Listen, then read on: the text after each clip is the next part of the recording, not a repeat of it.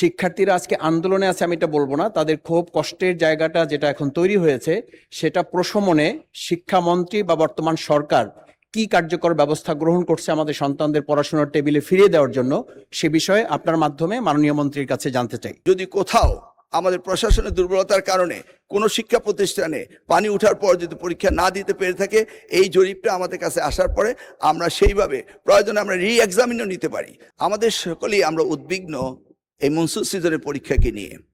আমরা কনস্ট্যান্ট মনিটরিংয়ে ছিলাম, আছি, সারাদিনই আমরা এই কাজটি করে থাকি। সেখানে দেখা গিয়েছে কোনো কোনো কেন্দ্রে যদি পরীক্ষার কেন্দ্রগুলিতে পানি উঠে থাকে, তাৎক্ষণিকভাবে আমরা কেন্দ্র সরিয়ে দেই। লোকাল অ্যাডমিনিস্ট্রেশনকে এই দায়িত্ব দেওয়া হয়েছে।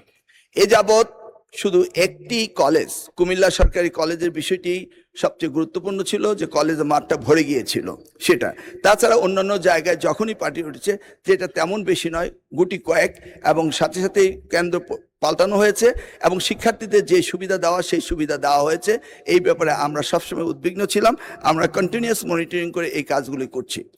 যেই সেই ক্ষেত্রে আমরা মনে করি এখনো ক্ষতিগ্রস্ত হয়েছে, এই ক্ষতিগ্রস্ত তাদেরকে শুধরিয়ে দেওয়া আমাদের জন্য কোনো বিরাট কাজ নয়, কারণ আমরা অনেক জায়গায় পরীক্ষা বন্ধ করেছি এবং আমরা আবার আমাদের কোশ্চেন সেট রয়েছে, আমরা আবার তাদের পরীক্ষা নেব।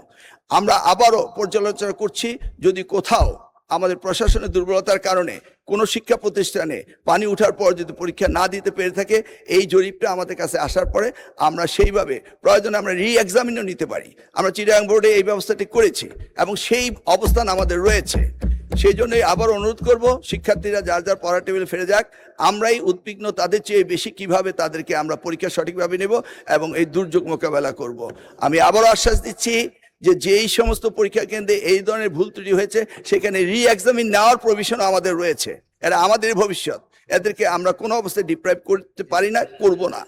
সেটাই আমি মহান সংসদের মাধ্যমে জাতিকে জানাতে চাচ্ছি। ধন্যবাদ আপনাকে।